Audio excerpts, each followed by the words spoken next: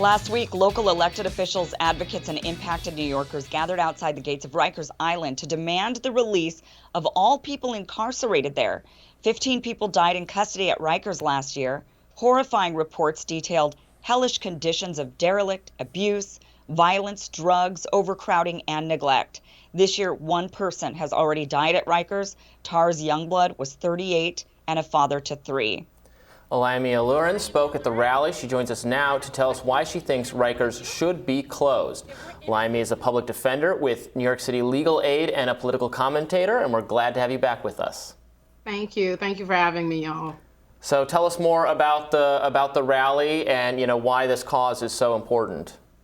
So I do a lot of advocacy around Rikers, and what I've come to realize is despite Rikers' infamy, many people actually don't know a lot about Rikers at all. And actually, because of its infamy, they think that this is this terrible prison for terrible people that have been convicted of terrible crimes. But in actuality, Rikers is a pre-trial detention center. Mm-hmm. Anybody in New York City that's arrested and cannot afford bail, they are sent to Rikers. The people at Rikers incarcerated there have not had a trial yet. They've not been convicted of a crime. What they have in common is poverty. They don't have the money to pay their bail, and the racial demographics for Rikers are over 90% Black and brown people. And so what I realized in the last several years in telling people that information that was really eye-opening and seeing the conditions, the photos that came out of people stacked on top of each other in cells. And in the last year, like you discussed, 15 people died. The first person has died this year. So I had the idea, if people are, outraged when they learn this information about Rikers, when they learn that it's actually a pretrial detention center, when they learn that $860 million is spent a year on Rikers, what if they saw the prison? What if they went there?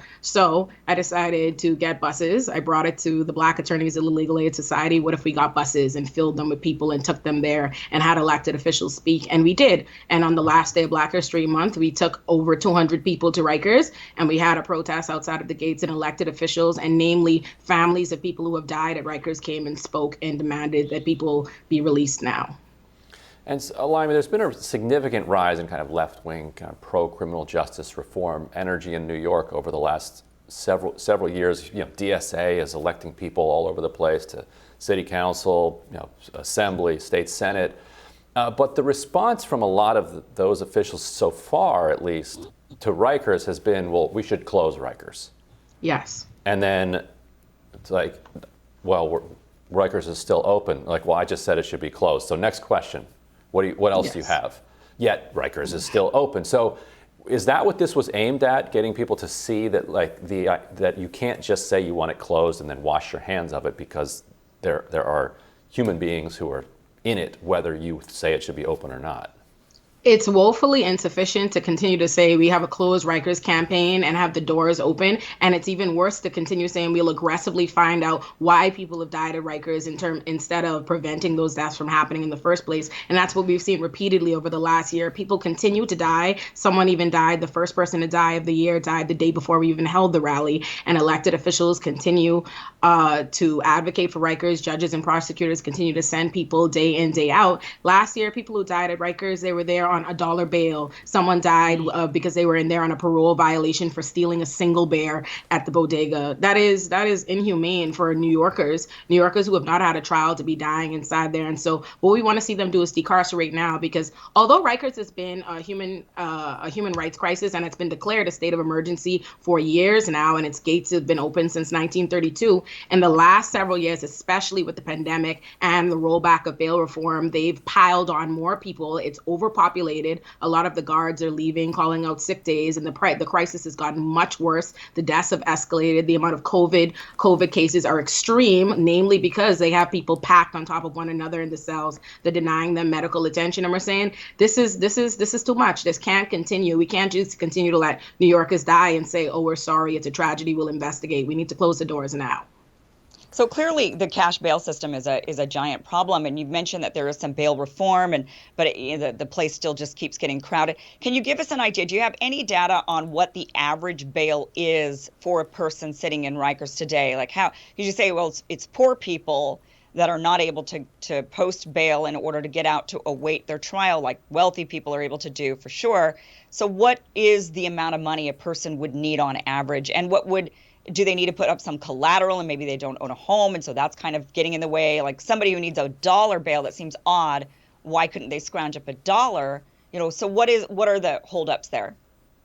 Well, the first thing we have to discuss is who is in Rikers. Everybody, majority of people that are even in the criminal system in and of itself are poor people. People that are assigned a public defender for representation are usually dirt poor, no money, no income at all. And a lot of the time they have no family or support system or people to turn to. There are homeless people, people with mental health issues. So what'll happen is someone could go to jail on $1 bail, go to jail on $100, go to jail on $500. But if they have no one to call, no one to post it, no one to turn to, they sit in Rikers, and that's what happens. So there are people who died there on $1,000 bail. There are people with much larger amounts of bail, but at the end of the day, the people at Rikers have no money generally at all. Yeah.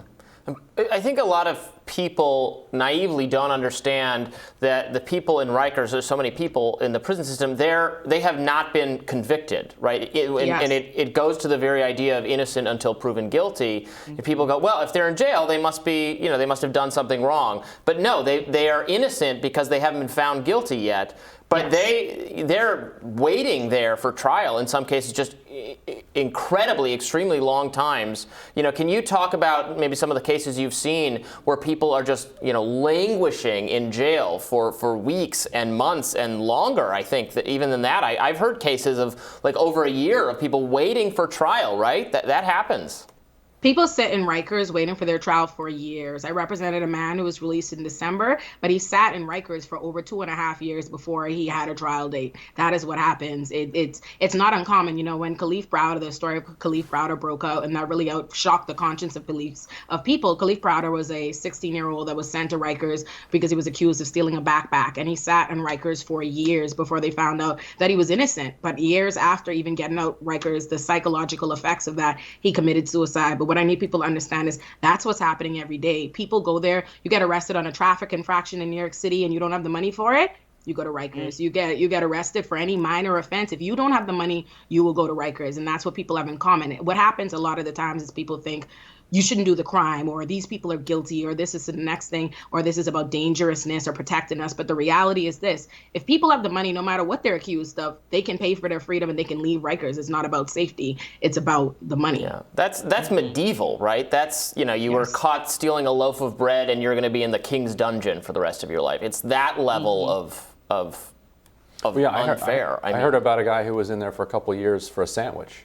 Yeah, like literally a sandwich. Years. Literally a sandwich, and he wouldn't plead guilty because he was like, I didn't take the sandwich, and so they're like, okay, you can just rot here. Wow. He was in his 50s. But I think you're right. People, even myself, I didn't know until Ryan actually here on the show said corrected me and said that Rikers wasn't a prison. I thought it was a prison because, I'm over here in California, and whenever anybody hears Rikers over, I'm not clear if it's a jail or if it's a prison or what, but I always thought it was a prison. So when I heard, we want to release people from Rikers and shut it down, it's like a prison, I think a lot of people think that way, but not realizing that it's actually, the equivalent here in California, in LA, for example, would be like Twin Towers, which we know is a jail and not actually a prison here. But yeah, I think there is a big misconception about Rikers. Yes, and that's important why you put the info out there. Yes, right, exactly. Well, Olayemi, thank you so much for joining us. We really appreciate it. Thank you for having me. Bye, y'all. We'll have more Rising after this.